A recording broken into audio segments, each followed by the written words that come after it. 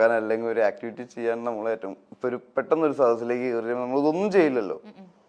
അപ്പോൾ നാണമില്ലായ്മ എന്ന് പറഞ്ഞു കഴിഞ്ഞാൽ മാനമില്ലായ്മയല്ല, അത് ഈ പറഞ്ഞ പോലെ സ്ഥലവുമായിട്ട് പരിചിതമാവണം നമ്മൾ എപ്പോഴും. ഒരു ആക്ടർ എവിടെ ചെന്നാലും അത് തൻ്റെ വീടാണെന്ന് വിചാരിക്കുക, മനസ്സിലായി? ബോക്സിങ് ഇപ്പം നമ്മുടെ ഫർഹാൻ അക്തറിന്റെ ബോക്സിംഗ് പടം കണ്ടിട്ടുണ്ടോ?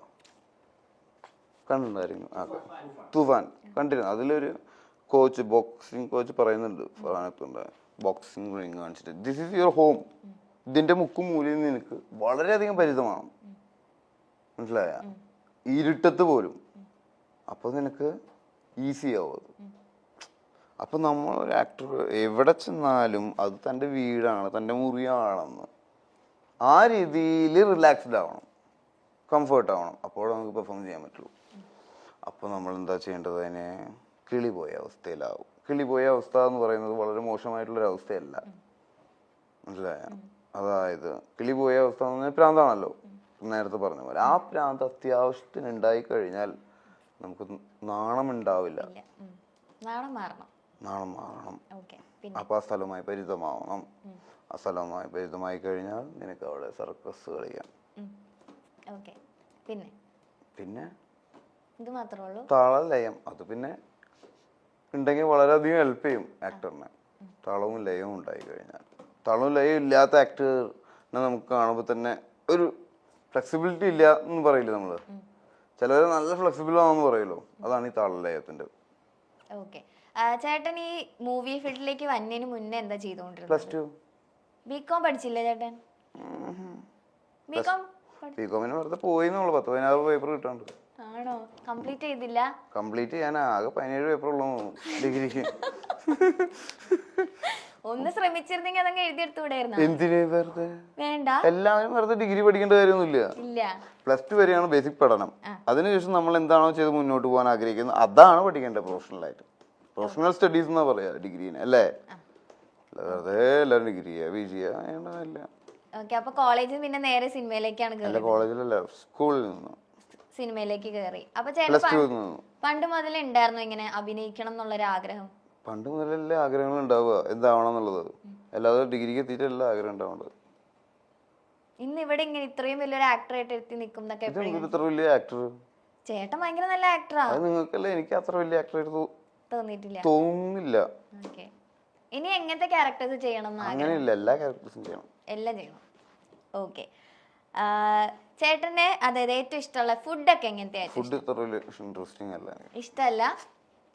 എന്നാലും കൂടുതൽ കഴിക്കാൻ ഇഷ്ടമുള്ളത് എന്തൊക്കെയാ? കഴിക്കാൻ അധികം ഇഷ്ടമല്ല. ഫുഡ് ട്രിപ്പർ അല്ല, സമുദ്ര ട്രിപ്പിംഗ്. ഓക്കെ.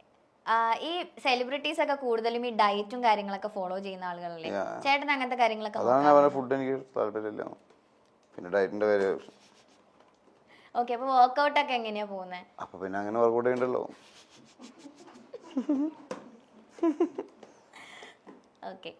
ഈ ഇത്രയും എനർജറ്റിക് ആയിട്ടുള്ള ഒരാൾ ഈ കോവിഡിന്റെ സമയത്തൊക്കെ അടങ്ങിയിരുന്നോ? ഇല്ല. കോവിഡിനെ കൊല്ലാൻ നടക്കുകയായിരുന്നു ഞാൻ രാത്രി. രാത്രി അത് ആ ഒരു സമയമൊക്കെ എങ്ങനെയാ ഫേസ് ചെയ്തേ? അപ്പൊ എങ്ങനെ ഫേസ് ചെയ്യാൻ? പേടിച്ചിട്ടാണ്. കോവിഡ് വന്നിട്ട് എന്താ ചെയ്യാന്ന് അറിയില്ലല്ലോ. ആ സമയത്ത് അപ്പൊ സിനിമയൊക്കെ ഉണ്ടായിരുന്നില്ലേ? സിനിമ പകല് കാണാൻ, രാത്രി കൊല്ലാടക്കണ്ടേ? വേണ്ടേ? ഓക്കെ. അപ്പൊ ഇതെന്ത് തലോണം പിടിച്ചിട്ട് കല്യാണത്തിന്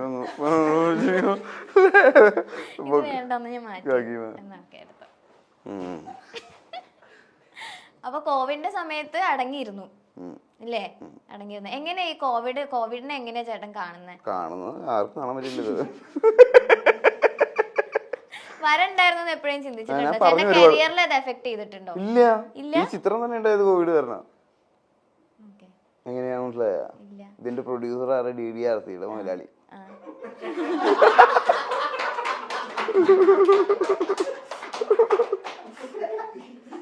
DDRC എന്താണെന്നറിയോ? എന്താണ്?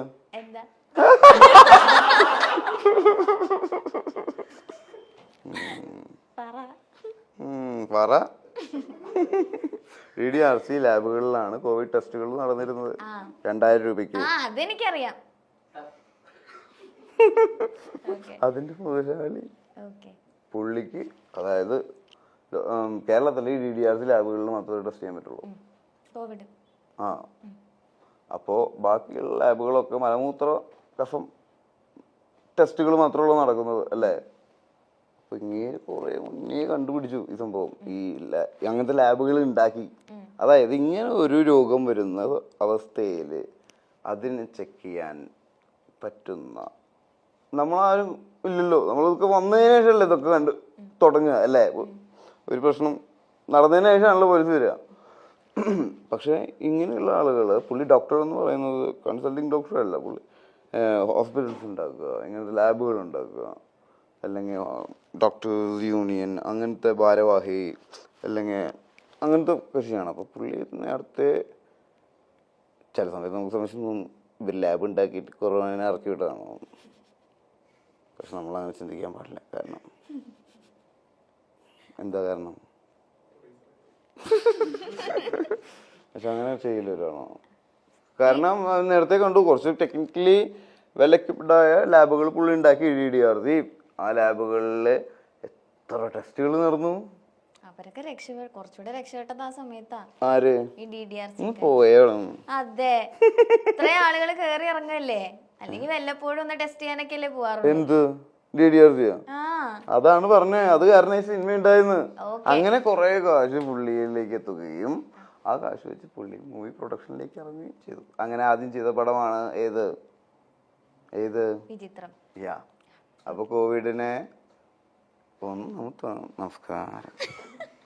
ഈ കോവിഡ് ടെസ്റ്റ് ഇല്ലേ നമ്മുടെ മൂക്കിന്ന് വായിന്ന്, അത് ചേട്ടന് ഇഷ്ടമായിരുന്നു? എനിക്ക് ഒട്ടും ഇഷ്ടമല്ലേ. അയ്യോ, എനിക്കൊക്കെ ഭയങ്കര ഇഷ്ടം. രാവിലെ ഞാൻ ഉച്ചയ്ക്ക്